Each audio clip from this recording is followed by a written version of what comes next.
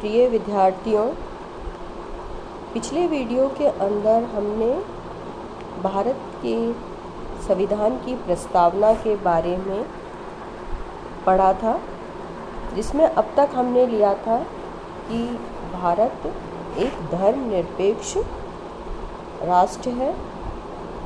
आगे इसमें हम लेंगे कि प्रस्तावना के अंदर भारत को समाजवाद राष्ट्र के रूप में भी माना गया।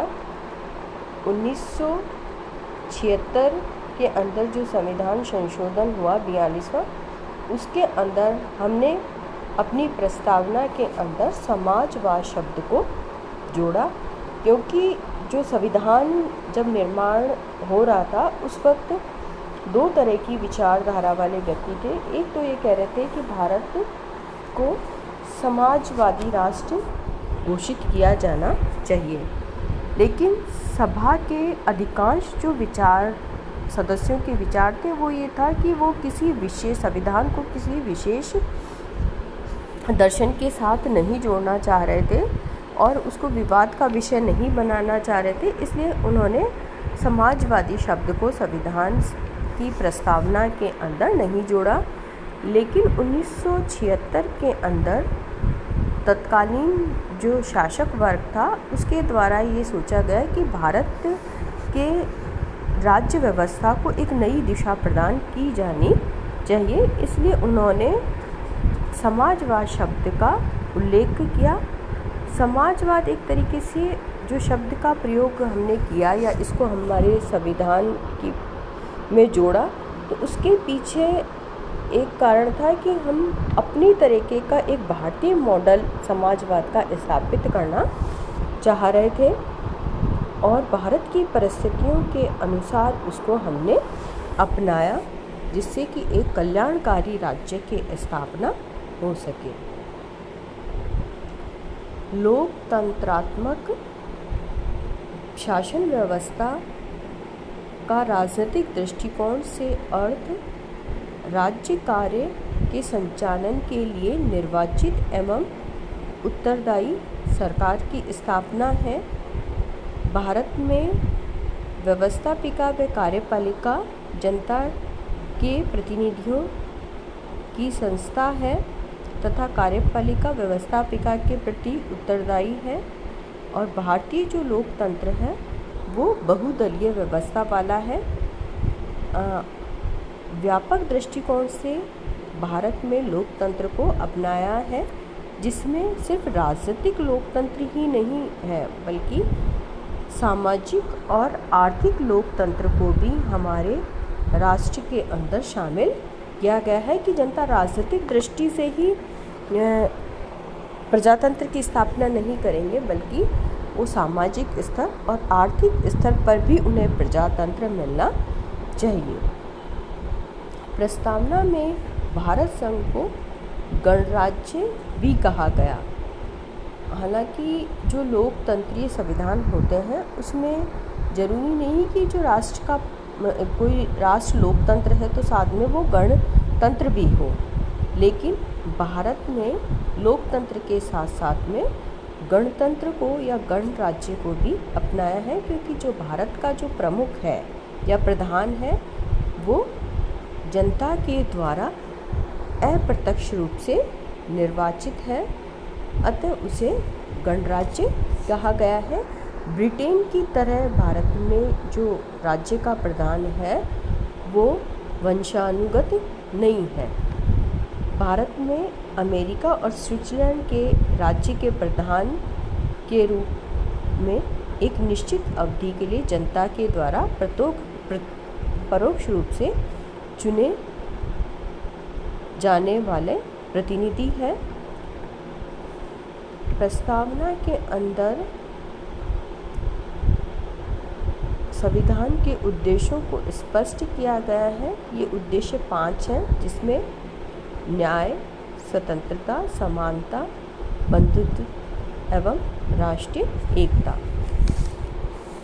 न्याय का अर्थ है सामान्य सामाजिक हित तथा व्यक्ति विशेष के हितों का संबंध। व्यक्तिगत हितों से भिन्न सामान्य हित की प्राप्ति न्याय का सार है। सामाजिक और आर्थिक न्याय की प्राप्ति के लिए संविधान में अनेक उपबंध किए गए हैं, जैसे नीति निर्देशक जो तत्व है राज्य के, तथा अस्पृश्यता निवारण, बेगार, श्रम व पिछड़े वर्गों का शैक्षणिक और आर्थिक विकास संबंधी उपबंध।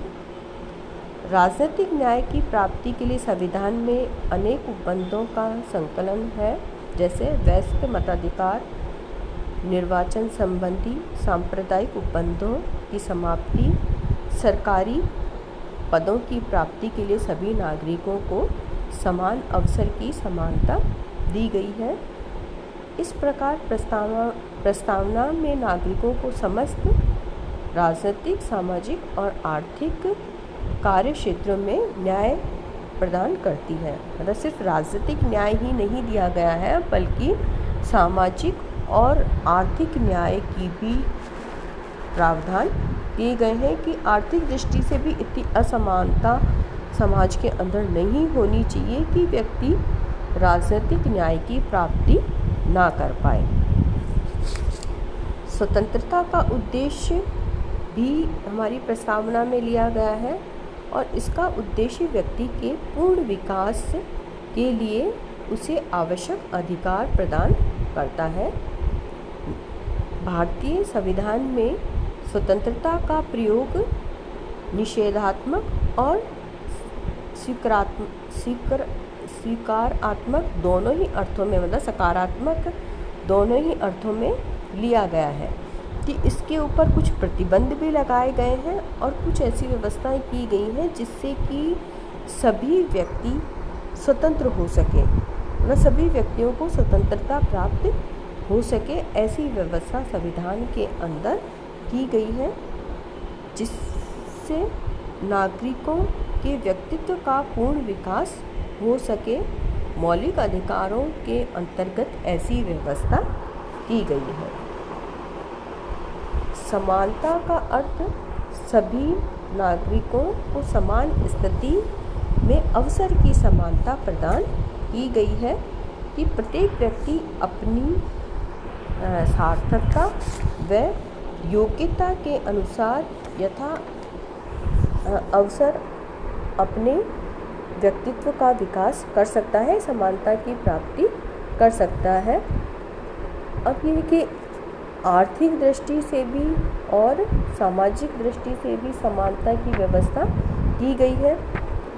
अब ये कि पूर्ण आर्थिक समानता स्थापित नहीं की जा सकती, क्योंकि हर एक व्यक्ति की क्षमता अलग है, उसकी योग्यता अलग है, उसकी सामाजिक स्थिति अलग होती है। तो व्यक्ति को अवसर की समानता प्रदान की गई है कि वो अपनी योग्यता के अनुसार उस चीज़ को प्राप्त कर सकता है। सबको समान अवसर दिया गया है। व्यक्ति की गरिमा और राष्ट्र की एकता को सुनिश्चित करने वाली बंधुत्वता को बढ़ाने के लिए भी प्रस्तावना में संकल्प किया गया है। फ्रांसीसी अधिकारों की घोषणा में सर्वप्रथम बंधुत्व पर बल दिया गया था। संयुक्त राष्ट्र संघ के मानव अधिकार की घोषणा में कहा गया कि सभी मनुष्यों को एक दूसरे के साथ मातृ भाव का व्यवहार करना चाहिए। भारत जैसे देश के अंदर अनेक धर्म, जाति, भाषा और क्षेत्र हैं, लेकिन इसमें बंधुत्व की भावना के ऊपर बल दिया गया है कि किसी भी राष्ट्र में जहाँ पर बहुत सारे धर्म, जाति और संप्रदाय के लोग रहते हैं, तो वो बंधुत्व की भावना के साथ में रहें, तभी वो अपना विकास कर सकते हैं। संविधान में बंधुत्व की भावना के विकास पर बल देना उचित था और इसी हेतु सांप्रदायिकता, स्थानीय और प्रांतीय भावनाओं को दूर करने की प्रावधान की आवश्यकता रखी गई। अंत में राष्ट्रीय एकता और अखंडता पर भी विशेष बल दिया गया, क्योंकि भारत में विभिन्न संप्रदाय के और विभिन्न भाषा प्रांत की जो विभिन्नताएं थी उसके कारण ये इस चीज़ पे बल दिया गया कि हमारी एकता और अखंडता बनी रहे। इसीलिए 42वें संशोधन द्वारा इसमें अखंडता शब्द को जोड़ा गया और राष्ट्र की एकता पर विशेष बल दिया गया। निष्कर्ष रूप में हम ये कह सकते हैं कि एक भारतीय विद्वान के शब्दों में उद्धृत करना उचित होगा कि भारतीय संविधान की प्रस्तावना आज तक अंकित इस प्रकार के लेखों में सबसे उत्तम है। संसार के अन्य संविधानों की प्रस्तावना पर दृष्टिपात करने पर यह स्पष्ट हो जाता है कि विचार, आदर्श एवं अभिव्यक्ति हमारे संविधान की प्रस्तावना भारतीयों के दृढ़ संकल्प को निश्चय का प्रतीक है।